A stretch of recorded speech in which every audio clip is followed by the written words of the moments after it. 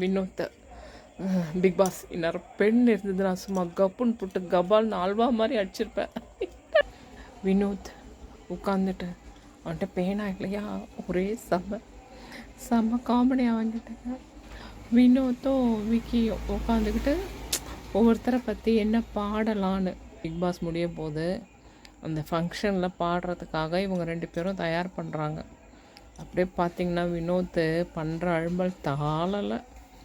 அவன் ஒன்று ஒன்றா மாற்றி மாற்றி பாடிக்கிட்டு இருக்கான். ஊதியே தள்ளணும். அதில் இருக்க எல்லோ பால் 3 தான். அந்த 3 பாலில் எல்லோரும் ஒவ்வொருத்தர் தான் இது ஒவ்வொரு பால் தான் வைக்கிறாங்க. அந்த ஒரு பாலுக்கு 10,000ன்ற மாதிரி அந்த பால் கேமு 3 பேர் 4 பேர் போயிட்டு வந்துட்டாங்க. அப்போ தான் ஃபஸ்ட்டு பார்க்குற மாதிரியே எல்லாத்தையும் தள்ளிடணுமா, அதான் கேமான்னு கேட்குறான்.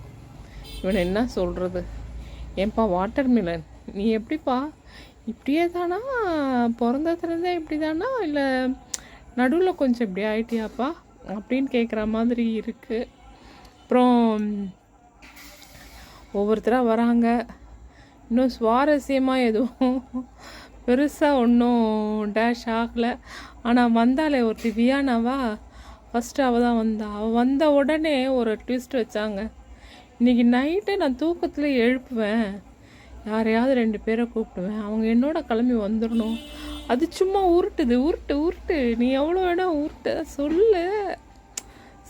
சொல்லித்தான் பாருன்ற மாதிரி பண்ணின்னு இருக்கா அவள். அப்புறமா ஒவ்வொருத்தராக போயின்னு இருக்கு. இப்போ தான் ஒவ்வொருத்தராக வந்துன்னு இருக்காங்க. பார்ப்போம். இன்னும் பெரிய டேஷுன்னு ஒன்றும் ஆகலை. பார்ப்போம்.